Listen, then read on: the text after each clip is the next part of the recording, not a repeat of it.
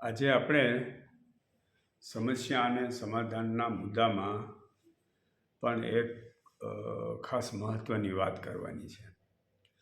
આમ તો વૃદ્ધાશ્રમ ઘણા બધા થયા છે અને અન્નક્ષેત્રની પણ ઘણી બધી જરૂર છે. કારણ કે આપણે લોકો જે સુખ સંપન્નવાળા છે એ લોકો ઘણું બધું ખાય છે અને ઘણો બધો બગાડો કરે છે ખોરાકનો. અને અમુક લોકો બિચારાને ખાવા મળતું નથી અને ભૂખ્યા સૂઈ જાય છે.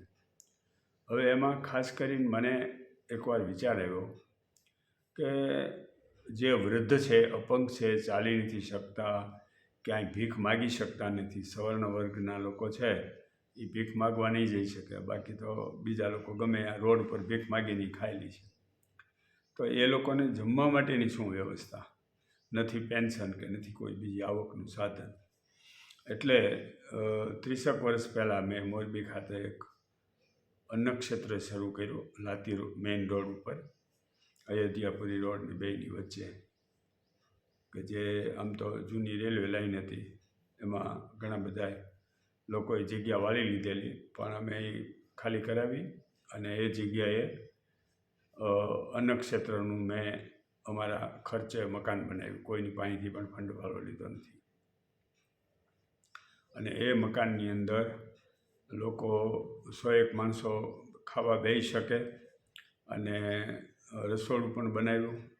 અને વિધવા બહેનો જે હતા 3-4 જેટલા, એ લોકોને રોજમદારીથી રોજ આપવાનું અને ત્યાં જમી લે એવું આયોજન કર્યું. અને 2-3 અપંગ છોકરાઓ જેને 3 પૈડાની સાયકલ લઈ અને એમાં ટિફિન બધા ભરી, દાખલા તરીકે 125 જેટલા ટિફિનની ગોઠવણ કરી હતી. તો 250 ટિફિન ખરીદ કર્યા અને એમાંથી એ 125 ટિફિન ભરીને લઈ જઈ શકાય. ઉપરાંત જે લોકોને જમવું હોય ત્યાં એ ચાલીને આવી શકતા હોય, બાબા સાધુ કે બીજા કોઈ પણ, તો એ ત્યાં જમી લે ભૂખ્યા માણસો. અને બાકીના ટિફિન ભરી અને 2-3 છોકરાઓ જે 3 પૈડાની સાયકલ, એ પોતે પણ અપંગ છે અને એને રોજના 50 રૂપિયા આપવામાં આવે એ જે તે સમયે, અને એને ખાવાનું મળે અને ટિફિન દેતા આવે. જે ભરેલું ટિફિન છે એ આપી દે, ખાલી ટિફિન ઉટકેલું હોય એ પાછું લઈ લેવાનું અને અહીંયા જમા કરાવી દે. એટલે એક ટાઈમ રોજ આ પ્રક્રિયા બપોરે શરૂ કરેલી મોરબી ખાતે. પછી રાજકોટ હું ગયો રહેવા, તો ત્યાં જોયું કે રણછોડદાસ આશ્રમ અને રણછોડદાસ હોસ્પિટલ, બાપુની હોસ્પિટલ બનાવેલી, એ તાળા મારેલા હતા, બંધ હતી. એ બી ટ્રસ્ટીઓના વિવાદથી એ મેં મારી રીતે મહેનત કરી અને વિવાદ ઉકેલ્યો. ટ્રસ્ટીઓને હારે સમાધાન, કેસ પાછા લેવડાવ્યા અને હોસ્પિટલનું રિનોવેશન કરાવ્યું અને શરૂ કર્યું. અને એમાં જમવા માટેની વ્યવસ્થા શું? તો હોસ્પિટલનું બિલ્ડિંગ અને આશ્રમનું બિલ્ડિંગ એ બેની વચ્ચે એક 30 ફૂટની શેરી જેવો રસ્તો જેવું હતું. પાછળના ભાગમાં તો બંધ છે, એટલે 140 ફૂટ લંબાઈમાં એ મેં ઉપરનું પતરાથી માળી લીધું, અમુકમાં છત ભરી લીધી અને એમાં સ્ટેનલેસ સ્ટીલના સ્ટેનલેસ સ્ટીલના ટેબલ મૂક્યા અને એના ઉપર માર્બલ મૂકી દીધા. અને લોકોને જમવાનું, કે જે અન્નક્ષેત્રમાં જે લોકો વૃદ્ધો, અપંગો, જે જે ચાલી નહીં શકતા એવા લોકો માંડ કરીને ત્યાં આવે અને સાવ ઘરમાંથી નીકળી શકતા નથી એવા લોકો માટે ટિફિનની વ્યવસ્થા કરી. અને એ શરૂ કર્યું 7-8 વર્ષ પહેલાં. અને એ ઉપરાંત જે લોકો હોસ્પિટલમાં આવે છે, એટલે રણછોડદાસ બાપુ ચેરિટેબલ ટ્રસ્ટ તરફથી 5-6 બસ છે, એમાં એક બસ મેં પણ આપેલી. અને એ ગામડે ગામડે જઈ અને એક ગામના પાદરમાં ઊભી રહે અને એમાં લોકોને ચેક કરી લે. જે લોકોને મોતી આવી ગયા, આંખના પ્રોબ્લેમ હોય એવાને, અને રાજકોટ લઈ આવે અને ઓપરેશન કરી અને પાછા મૂકી આવે. 10-12 જેટલા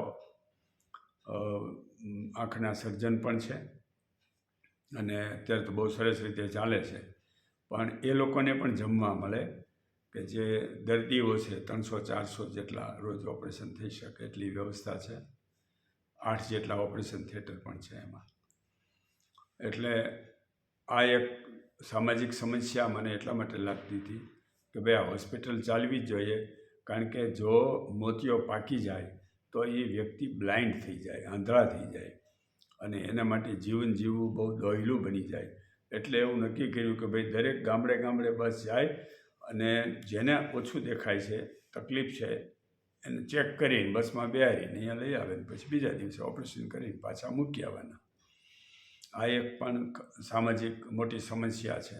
ઘણા એને છોકરા હોય, ઘણા ન હોય. છોકરા હોય તો બીજે કમાવા બહારગામ જતા રહ્યા હોય, ગરીબ પરિસ્થિતિ હોય, ક્યાંય જઈ શકે એવું ન હોય, કોઈ લઈ જઈ શકે એવું ન હોય. તો આવા લોકો માટે સમાજે વ્યવસ્થા કરવી જ જોઈએ. અને જે રણછોડદાસ બાપુ થઈ ગયા, બહુ મહાન વ્યક્તિ, જેની ઈચ્છા હતી કોઈ મંદિરો બનાવવાની નહીં, પણ જે ગરીબો અને વંચિતો કે તકલીફવાળા છે એને સારવાર મળે. એટલે એમપીમાં પણ છે હોસ્પિટલ વિશાળ,